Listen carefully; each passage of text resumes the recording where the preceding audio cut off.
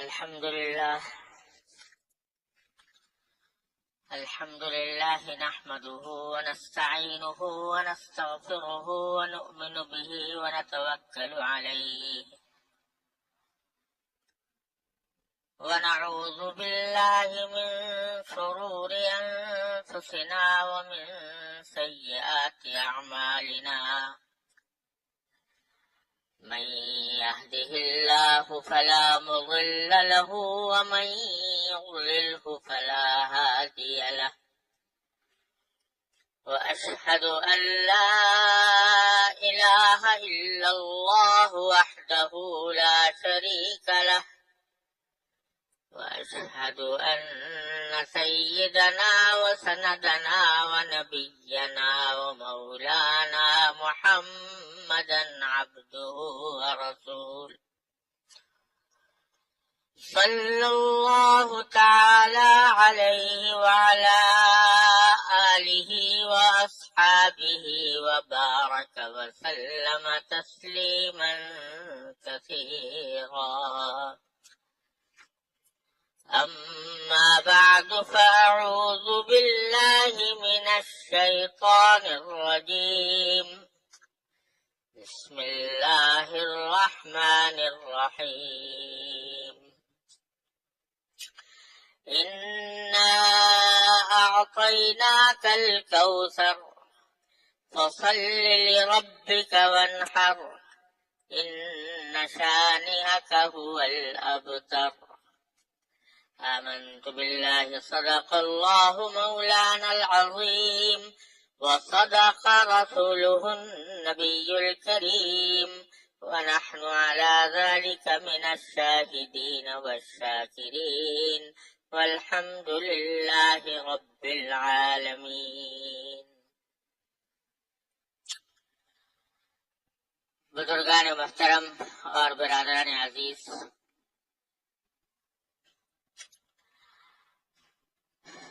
کچھ عرصہ پہلے میں نے یہ سلسلہ شروع کیا تھا کہ قرآن کریم کی وہ سورتیں جو بکثرت نمازوں میں پڑھی جاتی ہیں ان کی کچھ تفسیر و تشریح آپ حضرات کی خدمت میں پیش کی جائے. اس سلسلے میں اس سے پہلے سورہ فاتحہ، معوذتین اور سورہ الم تر کیف اور لیلاف قریش اور سورہ ماعون کی تفسیریں مختلف نشستوں میں الحمدللہ بیان کرنے کی توفیق ہوئی. بیچ میں کچھ وقتی مسائل آ گئے تھے جس کی وجہ سے یہ سلسلہ موقوف ہو گیا تھا. اب اللہ تعالیٰ کے نام پر دوبارہ اس کو شروع کرتے ہیں اور اس سلسلے میں آج سورہ کوثر میں نے آپ کے سامنے تلاوت کی ہے. یہ وہ سورت ہے جو قرآن کریم کی سب سے لفظوں کے اعتبار سے سب سے چھوٹی سورت ہے اور تقریباً ہر مسلمان کو یاد ہوتی ہے.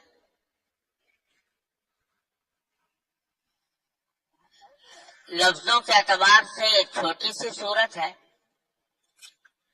لیکن اس میں نبی کریم سرور دو عالم صلی اللہ علیہ وسلم کی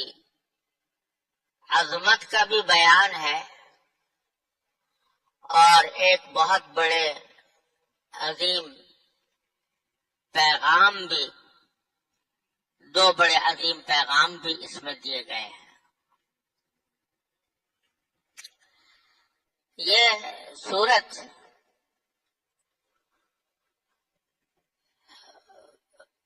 ایک واقعے کے پس منظر میں نازل ہوئی جس کا شان نزول یہ ہے کہ جب نبی کریم سرور دو عالم صلی اللہ علیہ وسلم کا نکاح حضرت خدیجہ الکبریٰ رضی اللہ تعالی عنہا سے ہوا تو ان سے آپ کی 4 صاحبزادیاں پیدا ہوئی اور ایک صاحبزادے جن کا نام قاسم آپ نے رکھا تھا وہ پیدا ہوئے، لیکن اللہ تعالیٰ کو یہ منظور تھا کہ حضور اقدس سرور دو عالم صلی اللہ علیہ وسلم کی لڑکیاں آپ کے صاحبزادیاں وہ تو الحمدللہ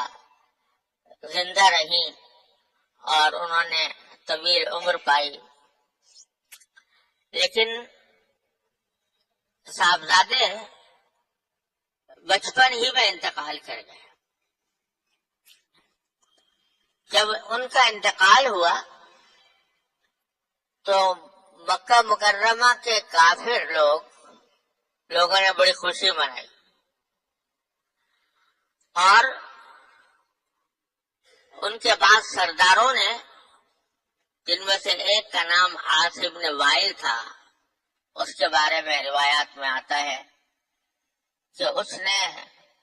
کسی محفل میں یہ بات کہی کہ دیکھو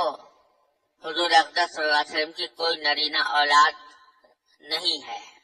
جو ہوئی تھی اس کا انتقال ہو گیا، تو آپ کی تو نسل ہی نہیں چلے گی، آپ کی تو نسل ہی نہیں چلے گی، اور کوئی جب بیٹا نہیں ہے تو آپ کے بعد کوئی آپ کا نام لینے والا بھی الیاذ باللہ باقی نہیں رہے گا، اور آپ کے بعد آپ کی تحریک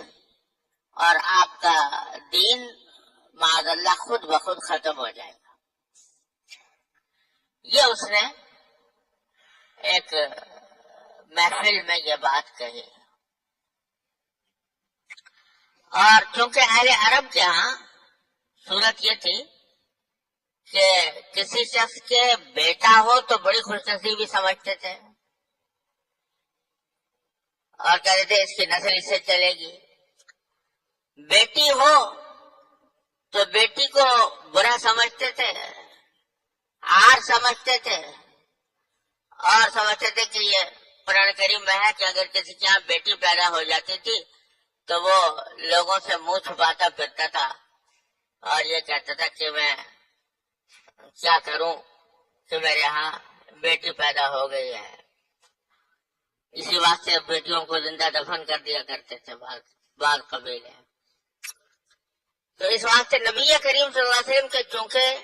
بیٹیاں تھیں اور بیٹا کوئی نہیں تھا تو انہوں نے اس بات کے اوپر بڑی خوشیاں بھی منائی، حضور اقدس صلی اللہ علیہ وسلم کی شان میں گستاخیاں بھی کی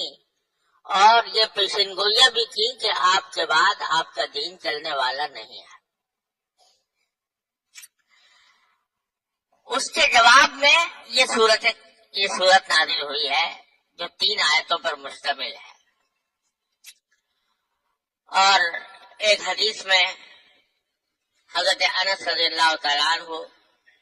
بیان فرماتے ہیں کہ ایک مرتبہ نبی کریم صلی اللہ علیہ وسلم تشریف فرما تھے تو آپ کے اوپر ایک کیفیت طاری ہوئی، وہ کیفیت جو وحی کے نازل ہونے کے وقت طاری ہوا کرتی تھی۔ جب آپ پر وحی نازل ہوتی تھی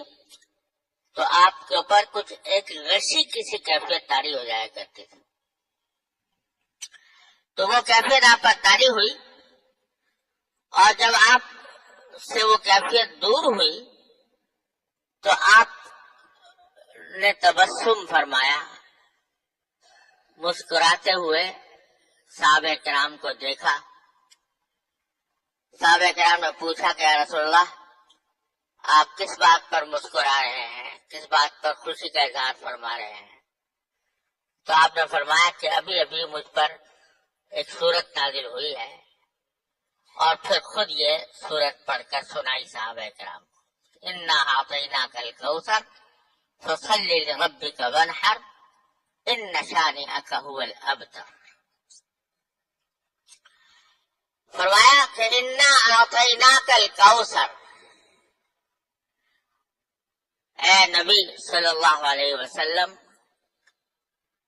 یقین جانو کہ ہم نے تمہیں کوثر عطا فرمائی.